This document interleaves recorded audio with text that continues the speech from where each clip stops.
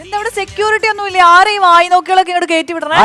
വായി നോക്കിയപ്പോ hello hello hello, നിങ്ങളെ തന്നെ ഉദ്ദേശിച്ച എന്ത് ചോദിക്കാതെ പറയാണ്ട് ഇങ്ങനെ കേറി വരണ ആരാ നിങ്ങള്? എക്സ്ക്യൂസ് മീ, ഒരു ചെറിയൊരു വിഷയം നിങ്ങളുമായിട്ട് ജസ്റ്റ് ഒന്ന് നിങ്ങളടുത്ത് അവതരിപ്പിക്കുക, തിരിച്ചു പോയിക്കോളാം കേട്ടോ. ആ വർത്താനം അത് മോശം. അല്ലെ എന്ത് വിഷയം? ആളെ കാണുന്ന പോലൊന്നുമല്ല, ഞാനൊരു സമ്പന്നനാണ്. കണ്ടാ പറയത്തില്ല. 2 ബംഗ്ലാവ്, ഒരു കാറ്, പക്ഷെ ഒരു വിലയില്ല. അതന്നെ ഞങ്ങളും പറഞ്ഞ ഒരു വില തോന്നുകയല്ല. അല്ല ഒരു കാര്യം ചെയ്യും, ഈ കാറും ബംഗ്ലാവും ഒക്കെ OLX ഇടും, നല്ല വില കിട്ടും കാര്യമായിട്ട് അല്ലേ? അതല്ല, ഭാര്യയുടെ മുമ്പിൽ എനിക്കൊരു വിലയില്ല. നിങ്ങൾക്ക് വിലയില്ല. ഒരു നല്ല തുക എഴുതിയിട്ട് ഈ ഷർട്ടിന്റെ കോളറിൽ എവിടെയെങ്കിലും ടാഗ് ചെയ്തിട്ടാ മതി. അടിപൊളി. അപ്പൊ നിങ്ങളുടെ ആ വില അവിടെ ഉയർന്നു നിൽക്കും, തെളിഞ്ഞു നിൽക്കും.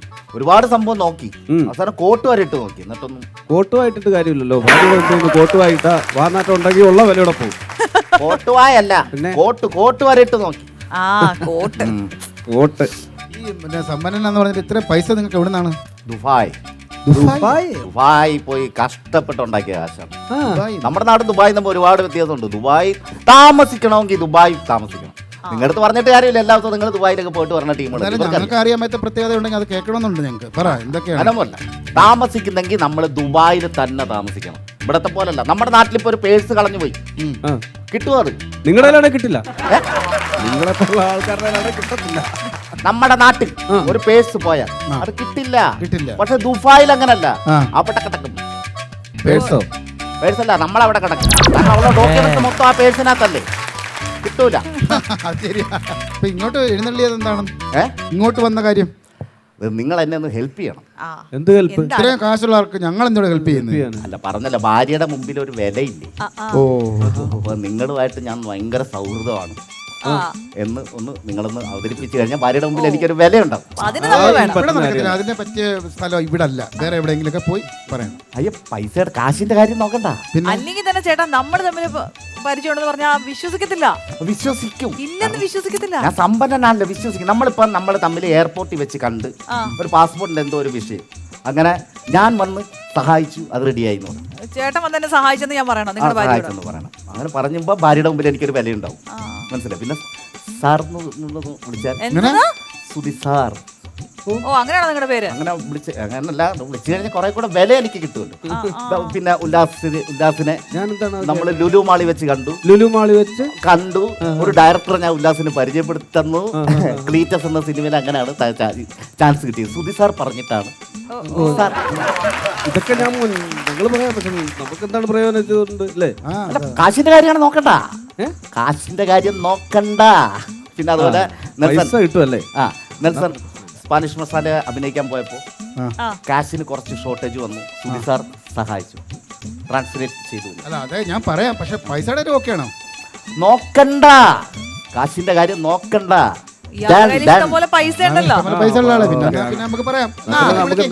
ഇപ്പൊ ഇയാളുമായിട്ടൊരു പരിചയം. ചില ഇപ്പൊ വലിയ ഹിന്ദി സിനിമ നടന്മാരൊക്കെ ഈ കല്യാണത്തിന് പൈസ പിടിച്ചിട്ട് അതുപോലെ വിചാരിച്ചാൽ മതി. അങ്ങനെയാണെങ്കിൽ ഭാര്യ വിളിച്ചു കാശ് കിട്ടുമല്ലോ, കാശ് കിട്ടുമല്ലോ. പൈസയുടെ കാര്യം നോക്കണ്ട. വിളിക്കാണേ സുധി സാർ. സന്ധ്യേ ബാ.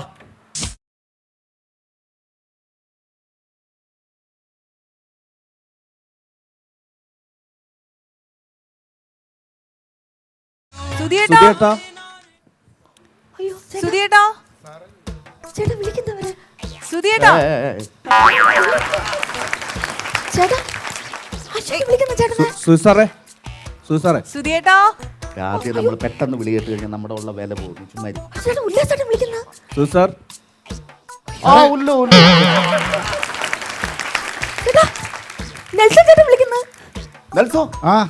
നമസ്കാരം. ഒരു ബിസിനസ് ഇരിക്കും സാറേ, പ്രോഗ്രാം കാണാൻ വന്നാണെങ്കിൽ ഇരിക്കും സാറേ. എന്റെ ചേട്ടൻ അറിയാമോ എല്ലാവർക്കും? പിന്നെ സാറേ, അയ്യോ ചെയർ എടുപ്പിക്കാം സാർ. അതെ, ചെയർ എടുപ്പിക്കാം. കല്യാണം എന്തായാലും പറയാത്ത മോശമായി പോയി. ഞാൻ പറഞ്ഞിരുന്നു. ഇല്ല, കല്യാണം പറഞ്ഞില്ല. ഇല്ലെങ്കിൽ ഉറപ്പായിട്ട് നമ്മൾ വരില്ലേ? കല്യാണം പറയാത്ത മോശം ഞാൻ മെസ്സേജ് അയച്ചിരുന്നു, ഞാൻ രാവിലെ തന്നെ മെസ്സേജ് അയച്ചിരുന്നു. എനിക്കോ? ആ വിളിച്ചിരുന്നു, 3 പേരെ വിളിച്ചിരുന്നു. വരാഞ്ഞത് കുഴപ്പമില്ല, നോ പ്രോബ്ലം. ചേട്ടാ ഇവരെയൊക്കെ എങ്ങനെ പരിചയം ചേട്ടാ? അപ്പൊ നീ ഇന്ന് രാവിലെ മമ്മൂട്ടി വിളിച്ചറിഞ്ഞില്ല? സോറി രാവിലെ മമ്മൂലായിരിക്കും വിളിച്ചത്. ചേട്ടാ ഇത്രയും പരിചയം ചേട്ടൻ എങ്ങനെ കിട്ടി ചേട്ടാ ഇവരെയൊക്കെ? പ്ലീസ് പ്ലീസ് പ്ലീസ് പറ ചേട്ടാ. അശ്വതി എങ്ങനെ പരിചയം ചേട്ടാ? അയ്യോ അത് ഞാൻ പറയാം ചേച്ചി. അതായത് ഞാൻ ഈ അടുത്ത ദിവസേ പാസ്പോർട്ടിന് ഒരു ചെറിയ ഇഷ്യൂ ആയിട്ട് എയർപോർട്ടിൽ ഇങ്ങനെ നിൽക്കായിരുന്നേ. അപ്പൊ ചേട്ടാ അല്ല ഞാൻ പറയാം, അപ്പൊ എമിഗ്രേഷനിൽ ഇങ്ങനെ സംസാരിച്ചോണ്ടിരുന്നപ്പോ പെട്ടെന്ന് സുധി സാർ അവിടെ വരികയും അത് ക്ലിയർ ചെയ്ത് തരികയും ചെയ്തു. ഇതൊക്കെ അതെ. വിളിച്ച് പറയല്ലേ? അതിനിപ്പോ എന്താ, ഒരു സഹായം ചെയ്ത ആളെ നമ്മൾ അത് പറയണല്ലോ എവിടെയാണെങ്കിലും. ചേട്ടൻ എങ്ങനെ പരിചയം ചേട്ടാ?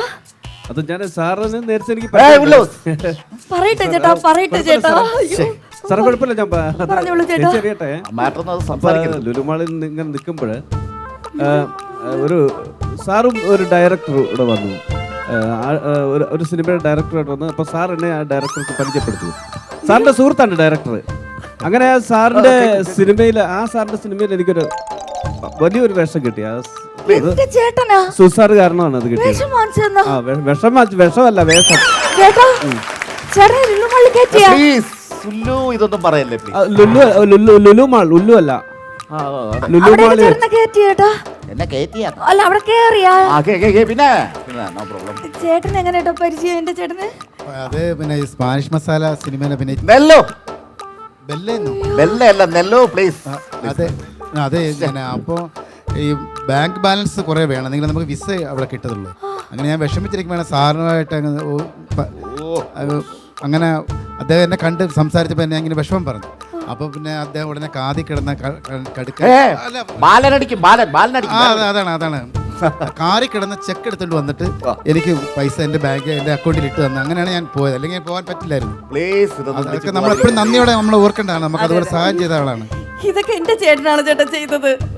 ഒരു വാക്ക് എന്നോട് പറഞ്ഞൂടായിരുന്നു ചേട്ടാ? വേണ്ട ചേട്ടാ. എന്നാലും അശ്വതി കല്യാണം വിളിച്ചതല്ലേ, ഒന്ന് വന്നൂടായിരുന്നു? അതെന്താ മെസ്സേജ് ഞാൻ ഇപ്പൊ ചേട്ടൻ പറഞ്ഞപ്പോ ഞാൻ നോക്കിയപ്പോഴാ കണ്ടത്, ഞാൻ കണ്ടില്ലായിരുന്നു. 3 പേരെ ഞാൻ വിളിച്ചായിരുന്നു. കല്യാണം വിളിച്ചത് വാട്സാപ്പിൽ മെസ്സേജ് ചേട്ടൻ 3 പേരെ കല്യാണം വിളിച്ചാ? കണ്ടില്ലായിരുന്നു, മെസ്സേജ് കണ്ടില്ല. മെസ്സേജ് കണ്ടില്ല? ഇല്ല. കണ്ടില്ലല്ലേ? സമയമില്ല. അല്ല ഒത്തിരി മെസ്സേജ് വരുന്നതാണല്ലോ. മെസ്സേജ് വരുന്നതാണല്ലോ.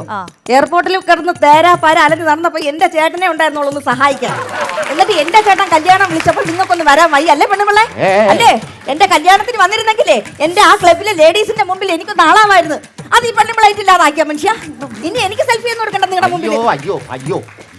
നെൽസോ എന്ത്?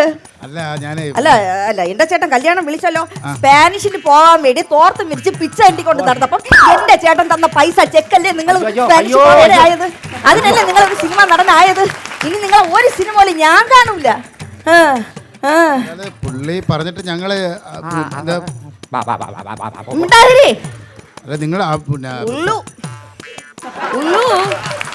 എന്റെ ചേട്ടൻ വിളിച്ചാ നിങ്ങൾക്കും വരാൻ വയ്യ കല്യാണത്തിന് അല്ലേ? ഡയറക്ടറെ പരിചയപ്പെടുത്താൻ എന്റെ ചേട്ടൻ വേണമായിരുന്നാ? വേണമായിരുന്നാ? എന്നിട്ട് നിങ്ങൾക്കൊന്നും വയ്യേ എന്നെ കല്യാണത്തിന് വരാൻ? എന്റെ ചേട്ടന് നിങ്ങളൊന്നും ഒരുപാട്